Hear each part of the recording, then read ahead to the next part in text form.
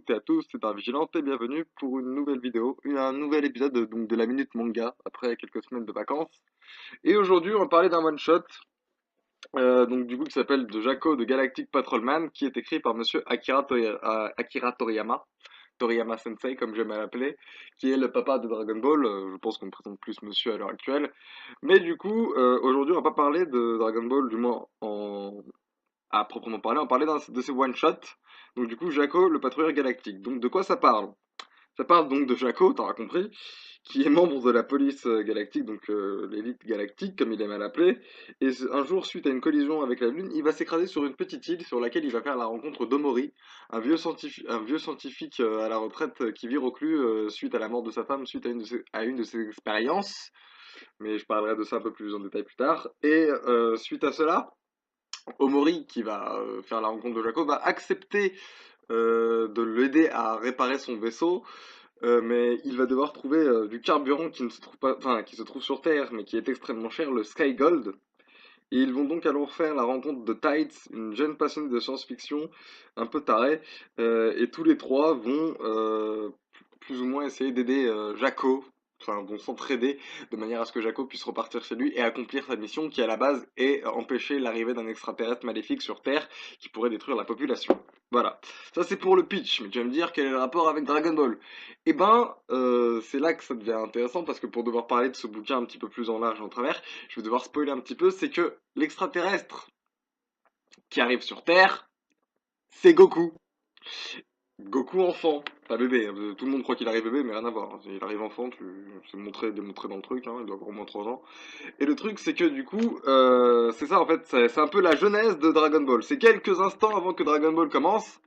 C'est comment, enfin, on savait que Goku devait arriver sur Terre, du moins l'élite galactique, la patrouille galactique savait que Goku devait arriver sur Terre, mais ils savaient pas comment, ils savaient pas où, ils avaient juste une date approximative et ils savaient que cet extraterrestre allait arriver, et du coup ils devaient l'empêcher d'arriver sur Terre afin de détruire la Terre, et on est tous contents que finalement ils ont échoué parce que bah, ça a donné naissance à un des meilleurs mangas de tous les temps. Du coup, c'est ça un peu le pitch, c'est un peu la genèse, le prologue, c'est un spin-off prologue un peu de Dragon Ball. Mais les liens avec Dragon Ball s'arrêtent pas là, puisque, comme j'ai dit, ils vont faire la rencontre de Tight. Tight qui n'est autre que la grande sœur de Bulma.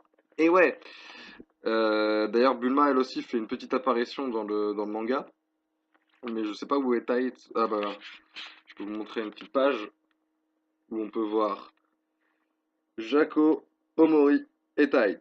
Et d'ailleurs, tout à l'heure, je vous ai parlé que je vous ai dit que Omori était un scientifique reclus qui d'ailleurs travaille sur le voyage temporel. Enfin, c'est pas vraiment le voyage temporel, c'est plus stopper le temps, mais il travaillait sur une machine temporelle qui a bugué et qui a tué la moitié de son équipe et sa femme. C'est pour ça qu'il vit un peu reclus sur son île. Mais du coup, voilà. Et ce bouquin fait vraiment plein de liens avec l'univers de Dragon Ball. C'est ça qui est vraiment cool, c'est qu'il y a plein de petites historiques placées ici et là, mais en plus, à la fin, il nous montre l'arrivée de Goku sur Terre. On a une petite histoire où on y voit Bardock, donc le père de Goku, et également sa mère, donc Jiné, qui s'appelle Jiné. Et ça se passe quelques minutes avant que l'infâme tyran Freezer ne détruise la planète Vegeta. Et c'est ça qui est cool en fait. Sinon, à part tous ces historiques Dragon Ballesques, qu'est-ce que j'ai pensé de ce manga? C'est un très très bon manga. Toriyama revient sur ce qu'il maîtrise le mieux et c'est la comédie. Bon, l'humour est totalement débile et totalement absurde comme on le connaît dans Dragon Ball, mais il le fait avec une certaine intelligence et une certaine et avec une petite pointe de maturité qui fait son truc. C'est-à-dire que Jaco, en arrivant sur Terre, est extrêmement sûr de lui, extrêmement arrogant. Quant à Omori, il est reclus et totalement misanthrope, il peut pas blairer les gens, il veut qu'on le laisse seul. De plus, la police gouvernementale veut qu'il quitte son île pour en faire une espèce de station balnéo là. Et le truc, c'est que la rencontre déjà entre Omori et Jaco va leur apprendre plus ou moins à, enfin, l'un va enseigner des trucs à l'autre et vice versa. De plus, la rencontre avec Tides, donc qui est totalement l'inverse de Omori, donc c'est-à-dire c'est une jeune fille un peu fofolle qui a soif d'aventure, est passionnée de science-fiction en plus, et le fait qu'elle rencontre Jaco, ça tombe bien. Euh, bah, le fait que Jaco soit au milieu de ces deux extrêmes, comme je vous ai montré sur la page, bah, ça va lui apprendre à s'ouvrir un peu plus, à comprendre un peu plus la culture des terriens, parce que quand il arrive sur Terre, il se dit il sait qu'il a une bombe d'extermination, et la première idée qu'il a, c'est ouais, je vais tout faire péter, je vais faire péter la Terre comme ça Goku, enfin l'extraterrestre du moins, on le verra pas.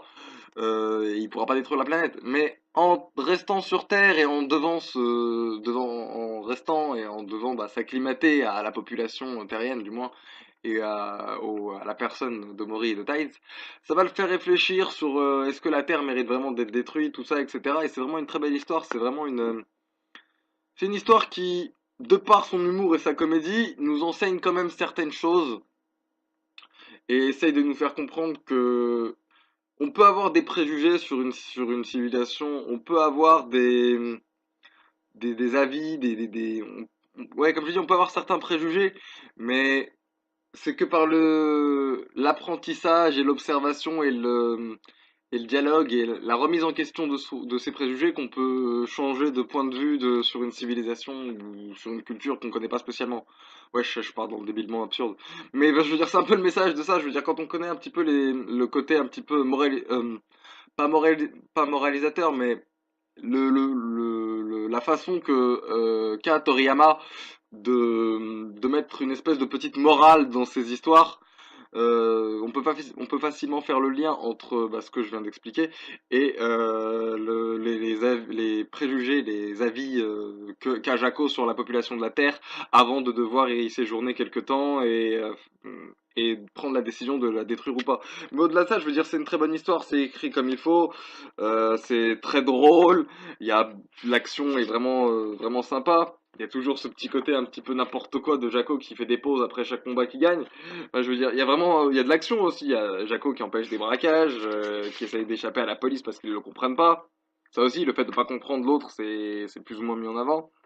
Mais voilà quoi, je veux dire, de par Tai Mori, Jaco va vraiment comprendre l'importance comment dire, d'essayer de comprendre les autres civilisations et ne pas juste faire sa mission en tant que bête officier de police de la patrouille galactique en fait. Et c'est vraiment une bonne histoire c'est une histoire légère, qui se prend pas la tête, qui essaye juste de t'enseigner une petite morale comme je dis, mais vraiment toute petite et ça va pas te faire changer ta façon de voir le monde, c'est sûr. Mais ça peut te faire réfléchir sur deux trois trucs et c'est une histoire plutôt sympa en plus. Le bouquin est pas extrêmement cher, je crois il est aux alentours de 10,50.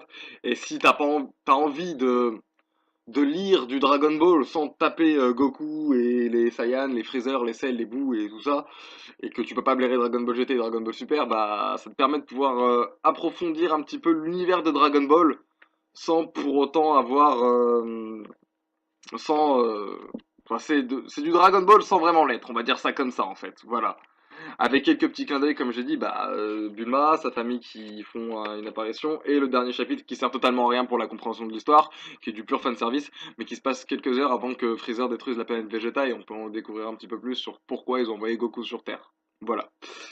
C'est tout. Donc c'est tout ce que j'avais à dire sur sur ce manga, sur ce one shot qui est vraiment sympa, qui comporte une dizaine de chapitres, je crois, mais je crois que c'est ça, une dizaine. Ouais, voilà, de 10 chapitres plus l'histoire qui s'appelle Dragon Ball, l'enfant du destin. Donc c'est vraiment à lire. Et pour tous les fans de Dragon Ball, je pense que les petits clins d'œil feront vraiment plaisir. Voilà, c'est tout. Donc, comme d'habitude, n'oubliez pas de vous abonner au Facebook de l'émission. Le Twitter, j'ai complètement lâché l'affaire, donc voilà. Mais n'oubliez pas de vous abonner au Facebook de l'émission. Quant à moi, je vous donne rendez-vous la prochaine fois pour une prochaine vidéo. Bye à tous!